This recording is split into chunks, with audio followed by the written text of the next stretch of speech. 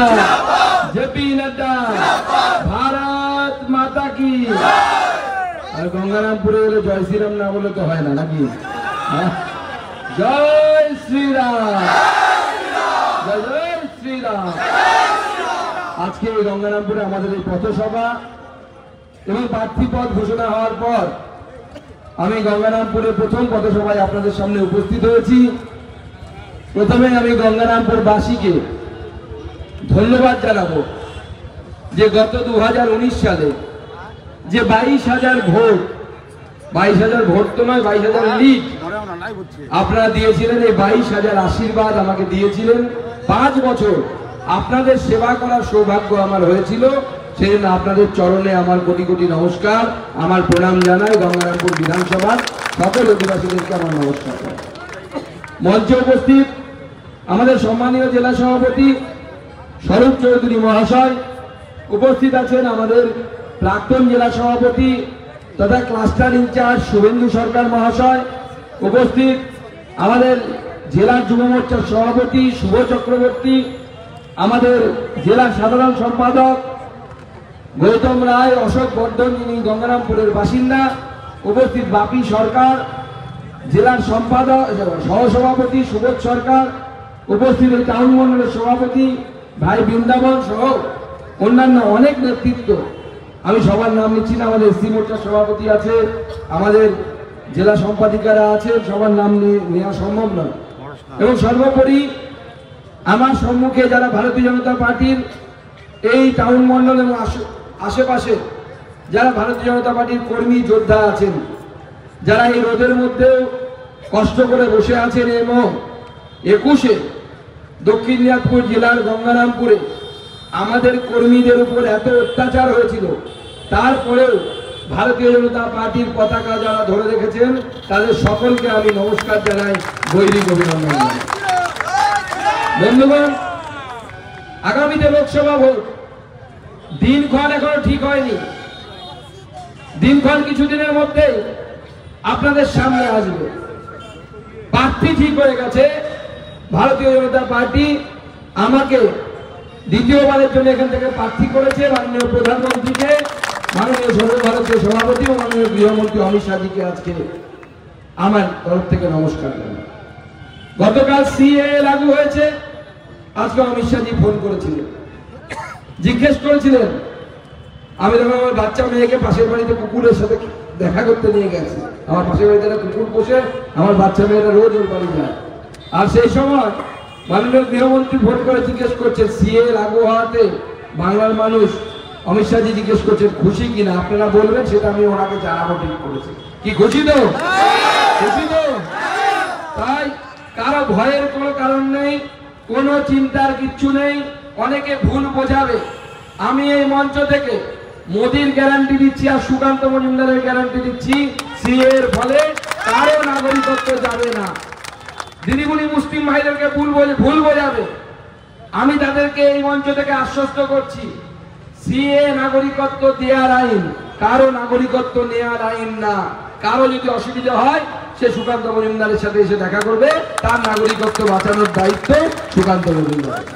CA এর বলে কারো কোনো ক্ষতি হবে না, এই গ্যারান্টি সুকান্ত মজুমদার দিচ্ছে। এবং সুকান্ত মজুমদার এবং নরেন্দ্র মোদী যে গ্যারান্টি দেয়, আপনাদের নিশ্চয়ই মাথায় আছে যে আমরা যা যা বলেছি তা তা করে দেখিয়েছি।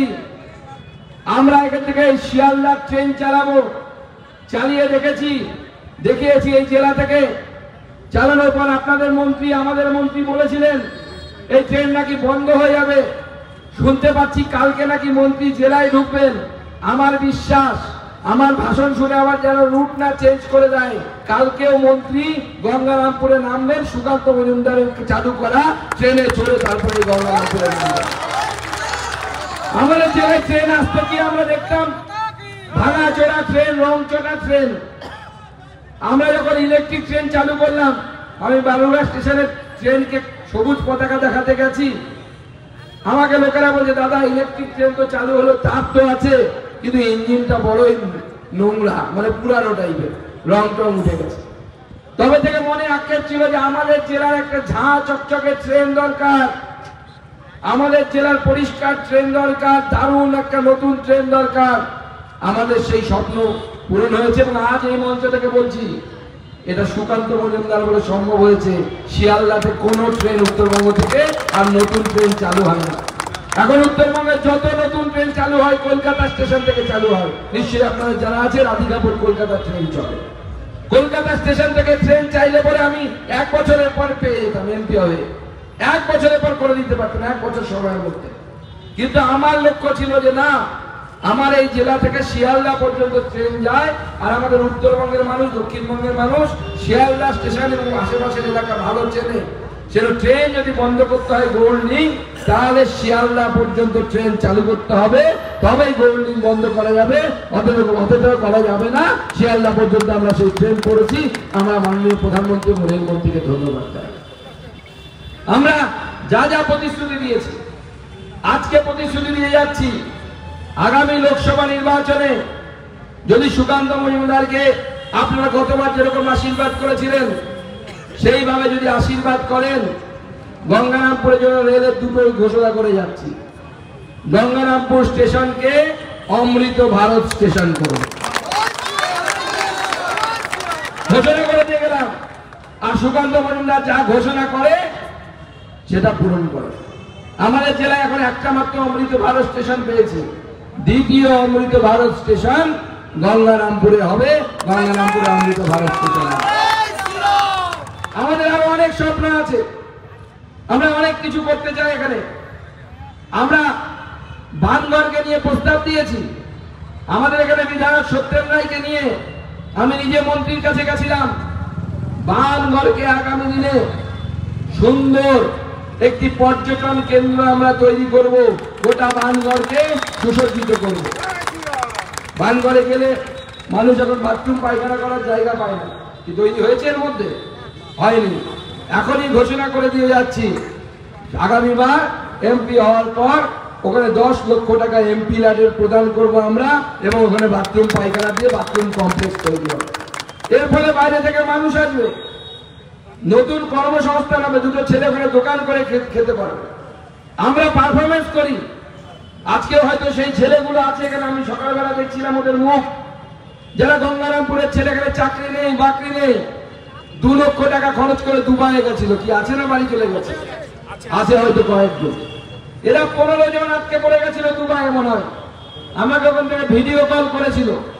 কিছু আমাদের জেলার মানুষ ছিল, কিছু নদিয়া জেলার মুসলিম ছেলে ছিল।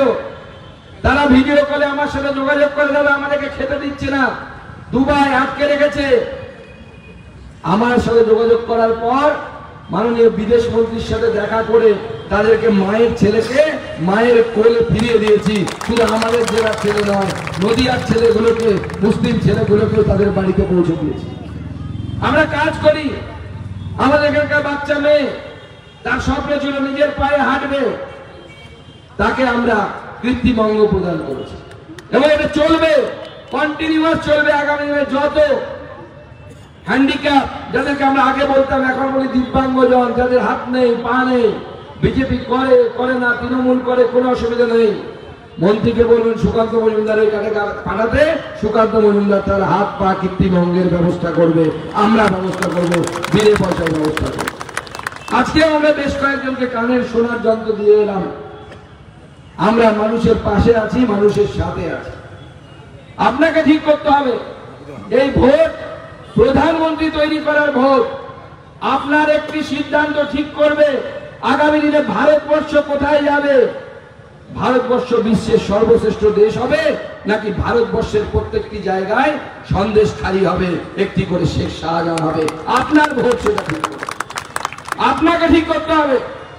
আপনারা ভাবুন, এদিকে যেদিন আমি জেলা এলাম গতকাল, আসার আগে সন্দেশখালী থেকে এলাম আমি এবং শুভেন্দুদা, আমাদের বিরোধী দলের নেতা, দুজনে একসাথে সেখানে ছিলাম। মায়েদের সাথে কথা বলছিলাম, কি অকথ্য অত্যাচার তৃণমূল কংগ্রেসের হারমাত বাহিনীরা কি অত্যাচার করেছে। মায়েদেরকে রাত্রিবেলা করে ডেকে নিয়ে যাওয়া হতো। আপনার জমি 1 পয়সাও দিবে না, না দিয়ে বলছে এই জমিতে আমি ফেরি বানাবো, ফেরির জল ঢুকিয়ে দিচ্ছে, নোনা জল ঢুকিয়ে দিচ্ছে।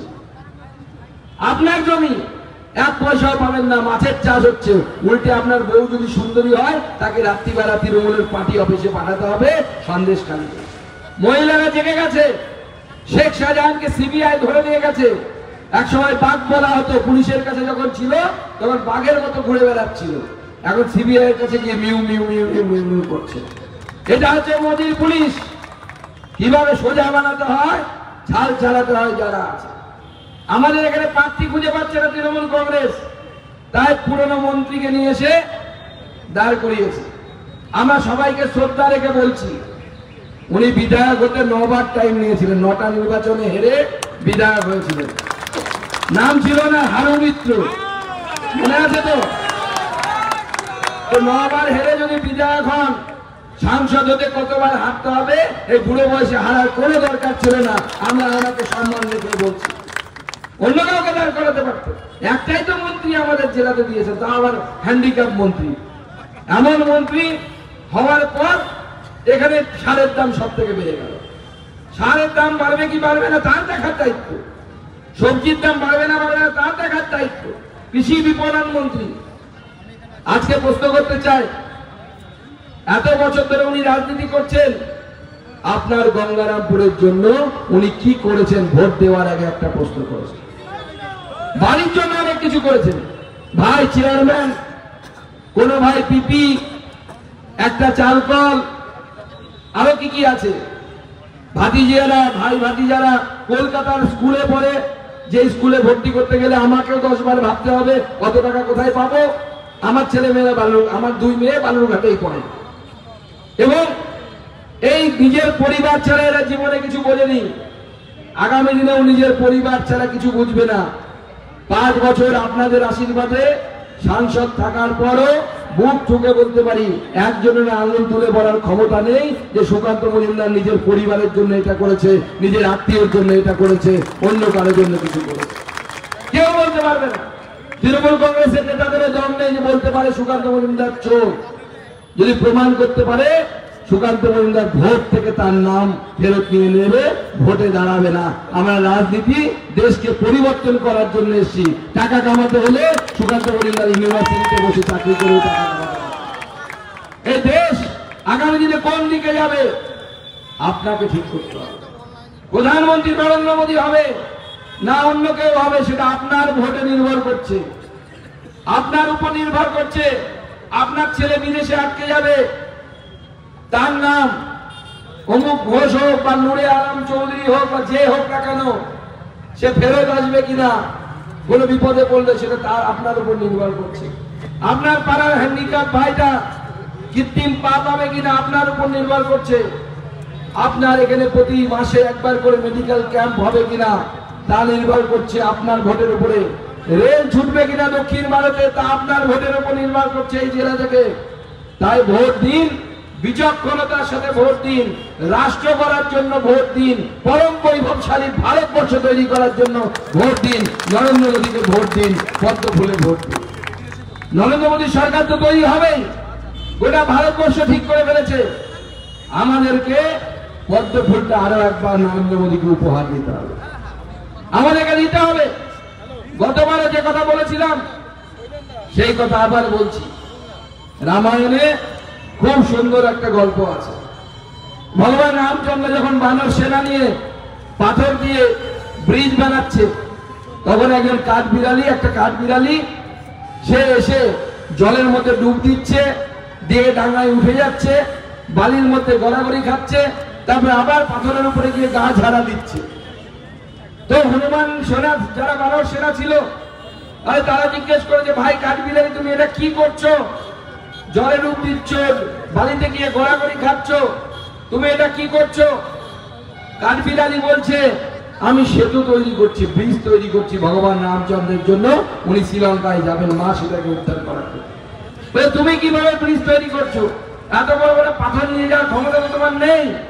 কাঠবিড়ালি বলছে অত বড় পাথর তৈরি করার ক্ষমতা আমার নেই, নিয়ে যাওয়ার ক্ষমতা আমার নেই, কিন্তু এই যে আমি জলে ডুব দিয়ে ডাঙায় যাচ্ছি, বালিতে গড়াগড়ি খাচ্ছি, তারপরে পাথরে গিয়ে গা ঝাড়া দিচ্ছি, পাথরের কোনায় সামান্য বালি কণা জমা হচ্ছে, এই দিয়ে ব্রিজ তৈরি হচ্ছে।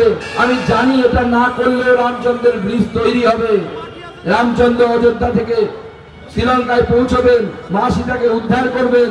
কিন্তু আজকে যদি আমি এইটা করি, আমি রামায়ণে সারা জীবনের জন্য অমর হয়ে যাব, অমর হয়ে থাকবো। তো সেরকম ভগবান ঠিক করে রেখেছে, তৃতীয়বারের জন্য ভারতবর্ষের প্রধানমন্ত্রী হতে চলেছেন ভারতবর্ষের হৃদয়ের সম্রাট নরেন্দ্র মোদী, বিশ্বের 1 নম্বর নেতা। এটা ভবিতব্য লেখা হয়ে গেছে। কিন্তু আমরা কাঠবিড়ালি হতে পারবো কিনা, আমাদের নাম ইতিহাসে লেখা থাকবে কিনা যে পর পর দুবার এই বালুরঘাট লোকসভা আমরা নরেন্দ্র মোদীকে উপহার দিয়েছি, এটা গঙ্গারামপুরের মানুষের নাম ইতিহাসে লেখা থাকবে কিনা আমাদেরকে ঠিক করতে হবে বন্ধুগণ। তাই 22,000 নয়, এবার 22,000-এ সন্তুষ্ট নয়। আমরা যে কাজ করেছি সেখানে মৎস্য গবেষণা কেন্দ্র করার চেষ্টা থেকে শুরু করে রেলের উন্নয়ন থেকে শুরু করে, তবে আপনারা ঘাবড়াবেন না, এই সরকার আর বেশি দিন নেই। সুকান্ত মজুমদার কথা দিয়ে যাচ্ছে, যেদিন সরকার পরিবর্তন হবে কেন্দ্র সরকারের সাথে কথা বলে এই গঙ্গারামপুরে মৎস্য গবেষণা কেন্দ্র খুলব আমি। কিন্তু তার আগে পশ্চিমবঙ্গ সরকারের পরিবর্তন দরকার, আর সেই পরিবর্তনের জন্য সেমিফাইনাল হচ্ছে লোকসভা নির্বাচন। এই লোকসভা নির্বাচনে আমাদের সকলকে আরো একবার নরেন্দ্র মোদীকে ভোট দিয়ে জিতাতে হবে, জেতাতে হবে, এবং কম করে এই বিধানসভা থেকে 50,000-এর ভোটের লিড আমাদেরকে নরেন্দ্র মোদীকে পাইয়ে দিতে হবে, পদ্মফুলকে পাইয়ে দিতে হবে। আমাদের মাঝে গঙ্গারামপুরের বিধায়ক মাননীয় শ্রী সত্যেন্দ্রনাথ রায় এসে উপস্থিত হয়েছে, তাকে আপনারা সবাই জোরে হাততালি দিয়ে স্বাগত জানাবেন। আগামী দিনে তাই সকলে মিলে শপথ করুন, আপনাদেরকে ঠিক করতে হবে যে এই চোরেদেরকে আপনারা সরকারে রাখবেন কিনা। এই চোরেরা শুধু নিজেদের কথা জানে, নিজেদের উন্নয়নের কথা ভাবে, সাধারণ মানুষের কথা ভাবে না, দেশের উন্নয়নের কথা ভাবে না। নরেন্দ্র মোদী দেখুন সরকারে আসার আগে ঘোষণা করে দিয়েছে আগামী 5 বছর বাংলার 6 কোটি 1 লক্ষ মানুষকে বিনা পয়সায় রেশন দেবে নরেন্দ্র মোদী। বিনা পয়সায় রেশন পাবে, 1 পয়সা খরচ করতে হবে না, নরেন্দ্র মোদী দেবে। দিদির ভাইয়েরা মিথ্যা কথা বলে বেড়ায়, বলে ওরা নাকি রেশন দিচ্ছে। টাকা নেই সরকারের, সেরা আবার রেশন দেবে। যে সরকার দিয়ে দিতে পারছে না, চাকরি দিতে পারছে না, সেই সরকার রেশন কোথা থেকে দেবে? পশ্চিমবঙ্গের 6 কোটি 1 লক্ষ মানুষকে রেশন নরেন্দ্র মোদী পাঠাচ্ছে এবং আগামী 5 বছর পাঠাবে। আমার দিদিদের জন্য, সংসারের জন্য সুখবর, গত কয়েকদিন আগে নরেন্দ্র মোদী গ্যাসের দাম 5 সিলিন্ডার 100 টাকা কমিয়ে দিয়েছে। দিদিমণি বড় বড় ডায়লগ দিচ্ছে, বলছে ভোটের আগে কমিয়েছে। আরে দিদিমণি, ভোটের আগে তুমিও কিছু করে দেখাও। রাজস্থানে সরকার 2টো করে সিলিন্ডার ফ্রি দেয় বছরে, রাজ্য সরকার দেয়, কেন্দ্র সরকার না। আসামে 1টা করে সিলিন্ডার ফ্রি দেয়। তো ভোটের আগে যদি নরেন্দ্র মোদী গ্যাসের দাম 100 টাকা কমাতে পারে, তুমি ঘোষণা করো যে পশ্চিমবঙ্গ রাজ্য সরকার বছরে 2টো করে ফ্রিতে সিলিন্ডার দিবে, গ্যাস সিলিন্ডার দিবে। তুমি কেন ঘোষণা করতে পারছো? আমাদের সরকারের কাছে আমরা দেবো। আমরা শুধু দেবই না, এখন যে লক্ষ্মীর ভান্ডারের নামে লোকরা রাজনীতি শুরু হয়েছে, আমাদের সরকার এলে অন্নপূর্ণার ভান্ডার তৈরি হবে, 2000 টাকা করে দেওয়া হবে মহিলাদেরকে। এবং আমরা কোনো বানানো কথা বলছি না। আজকে দিদি বাড়িয়ে 1000 টাকা করলো, এসসি এসটিদের জন্য 1200 টাকা করলো। আর এই এখনকার দিনে সবার কাছে এরকম মোবাইল আছে, মোবাইলে খুঁজুন বিজেপির সরকার আছে আসামে। আসাম ছোট্ট একটু রাজ্য, আমাদের রাজ্যের তুলনায় এইটুকু একটা রাজ্য। আসাম সরকার অরুণ উদয় বলে একটি প্রকল্প চালায়, এখনই গুগলে সার্চ করে দেখুন, আমার কথায় বিশ্বাস করতে হবে না। অত ছোট একটা সরকার মহিলাদেরকে এখন এট প্রেজেন্ট 1250 টাকা করে দিচ্ছে মাসে মাসে অ্যাকাউন্টে ঢোকে। ইন্টারনেটে দেখে নিন, সুকান্ত মজুমদারের কথায় বিশ্বাস করতে হবে না। আমরা যেটা বলি তথ্য প্রমাণ সহ বলি। আমার প্রশ্ন, আসামের মতো একটা ছোট রাজ্যের সরকার যদি মহিলাদের 1250 টাকা করে দিতে পারে, তাহলে পশ্চিমবঙ্গ কেন 2000 টাকা করে দিতে পারবে না? পশ্চিমবঙ্গকে 2000 টাকা করে দিতে হবে এবং সেই আবেদন আমরা বারবার রাখছি। তাই বন্ধুগণ, আগামী লোকসভা নির্বাচনে আমাদেরকে, আপনাদেরকে ঠিক করতে হবে। ভয় পাবেন না, আমরা জানি এখানকার মন্ত্রীর কাছে প্রচুর গুন্ডা আছে, মস্তান আছে। গত মিউনিসিপ্যালিটি নির্বাচনে সমস্ত গুন্ডাদেরকে ধরে নিয়ে এসেছিল, সে সুরমা পড়া পড়া গুরমা সব কোথা থেকে এসছে কে জানে, আমাদের জেলার না, বাইরে থেকে নিয়ে এসছে। তবে এবার ভোট সেন্ট্রাল বাইরে দিয়ে হবে। দিদির পুলিশ বুথের কাছে থাকবে না, দাদারে পুলিশ থাকবে। পরিষ্কার বলে দিচ্ছি, যত মস্তান গুন্ডা আছো চুপ করে বাড়িতে ভদ্র ছেলে হয়ে বসে থাকবে, নাহলে কান মলে দেওয়ার ব্যবস্থা সুকান্ত মজুমদার করবে, কান মলে দেওয়ার ব্যবস্থা করবে।